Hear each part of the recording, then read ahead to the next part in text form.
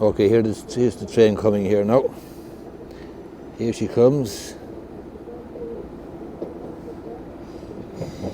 Train coming into Enfield Station, and it's around 25 to 2, Dublin Connolly.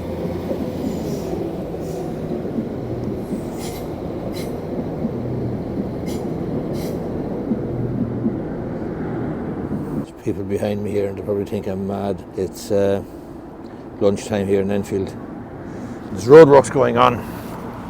Anyway, I'm just trying something else today for the fun. I've actually got another microphone there.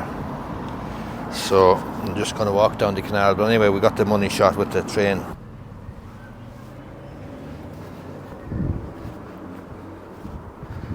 I saw a report there this morning in the Irish Times. I want to see, can I get down here this way? I may not be able to get down here. Oh, I can. Yeah, I saw a report in the Irish Times there this morning about newsagents. And, oh, there's somebody fishing down there. I better not go down there. Hi, how are you? Some young lad fishing.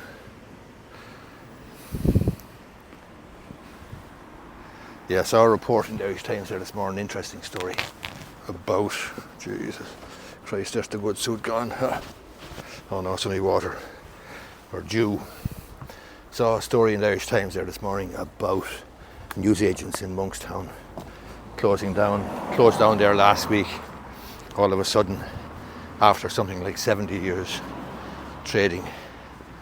And it doesn't surprise me to see it happening. In fact, it surprises me that there is or was any pure newsagents still left. Oh Jesus, there's a phone expecting delivery. That's a fucking delivery that I'm supposed to be taking. It's a new computer there for the office of a legal intern there, and she's doing a couple of days, and we needed a computer for her. And unfortunately, for the second bloody time, I pre-populated or allowed the form online on Harvey Norman's site this time to pre-populate with the wrong ear code. So when the guy rang me there now, he's telling me I'm outside your house there. It's got a red front door and it hasn't. That's the wrong bloody house. So he's coming in later on, hopefully. He's coming from DPD. Anyway, I was making the point there about newsagents and Hewitt's in Monkstown, trading there for something like 70 years. 70 years, and it closed down there last week. I can remember starting out in business first, and the ideal business to be in was in newsagents, because with a newsagents you had a sort of a franchise, and by that I mean pure newsagents. Back in the day there was gatekeepers, and it was actually difficult to get newspaper companies, independent newspapers, Irish Times, Newspread, Easton's to supply you. And back then you were either a newsagent or you weren't. If you were a newsagent, you were kind of official, and it gave you sort of a franchise, and obviously made newspapers, and having newspapers for sale, magazines and so on, very, very valuable, very lucrative. The good thing about the papers and magazines was the margins were very, very good as well. So the margins, and I'm going to just try something here now, the margins were from 20% upwards on magazines, newspapers and so on, and then you had returns as well. Not only that, but you weren't wasting your time with big box groceries and washing powder and stuff like that. So you had good margin, you had good working hours, and the perfect newsagent to have would have been, the perfect one would have been one in a shopping centre. Because one thing about retailing, that was always a problem. Let's get that fixed up there now. One thing about it, newsagents and retailing generally, that's always a problem, would be the hours, the working hours. But if you could get a newsagent in a shopping centre, then you were laughing. You had a nice tidy business, you hadn't any great physicality involved, you had nice trading hours because you were limited to the shopping centre trading hours, and that was the ideal. But that's changed. My video that I was making yesterday, when I got back to the office, I discovered that the audio on the second part of it was non-existent. I don't know what the hell. I was moving the camera at some stage and I tweaked the audio and it was non-existent. The point I was making about the newsagents game is that when we started, myself and my brother started in business in 1986 at Hart's Corner, being a newsagent had a certain cachet, had a certain status to it, and it was a good business. There was a sort of a franchise, there was sort of barriers to entry, and the reason for that was because the newspaper companies wouldn't supply anybody. You had to be a recognised official newsagent, and we weren't.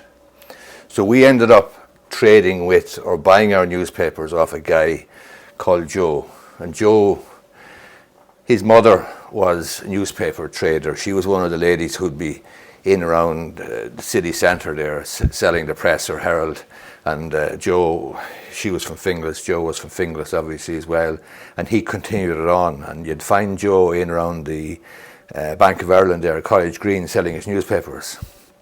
But Joe, therefore, was a sort of had an account, and his parents or his mother had an account with the various newspaper companies. So the likes of the Independent or Irish Times and so on, they supplied Joe, and Joe then in turn supplied a whole lot of unofficial little shops like mine, myself and my brother's shop out in Glasnevin, and other shops there on the north side and indeed in the south side. So we were buying newspapers, we were buying all our papers from the likes of Joe, and it was sort of a great trade. In other words, we were unofficial, we were getting the papers from him, we were providing a good service to our customers, to the people who came into our shop, but we weren't official newsagents and we weren't getting the full margin. Joe was getting the full margin. He was giving us some all right. We weren't getting the full margin. But we were happy to get the papers because getting papers and so on did ensure that we had good footfall into the shop and so forth. That was the situation then, and then eventually the newsagents or the newspaper companies let their guard down to an extent and they began to supply far more people. And then 10, 15, 20 years later, things had completely changed. There was no such thing as an official newsagent anymore. Virtually anybody could get newspapers or magazines or whatever if they chose to, and the newspaper companies did not refuse to supply.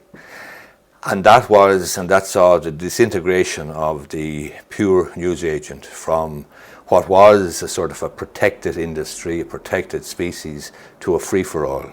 And going into the likes of convenience stores and so on, that was the way that you had to go. You had to supply the market, and going convenience store was really the route for most people to make a change or to progress with the times.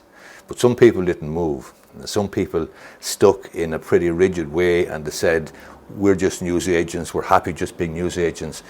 But that game was over. That game was over, and that changed over time, and the people who stuck their feet into the ground and said, we're not moving, we're not changing, we're going to be official newsagents, we're going to continue the same thing, they got caught out.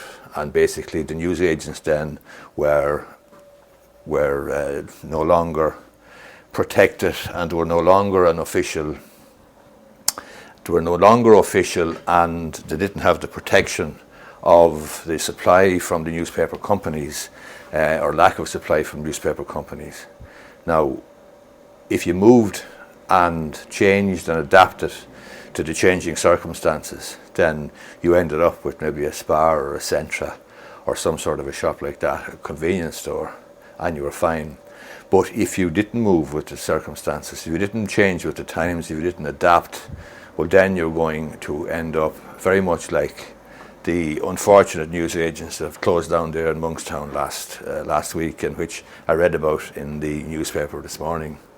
So that's it. And in terms of moving and changing and so on, there's a petrol station over here, petrol station over there. It's an Apple Green.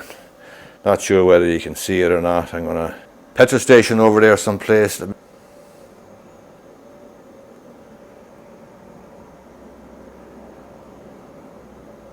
There's the Apple Green petrol station up there. Back in 2005, 2006, 2007, I would have been over there selling petrol, selling diesel, selling cigarettes, dipping tanks.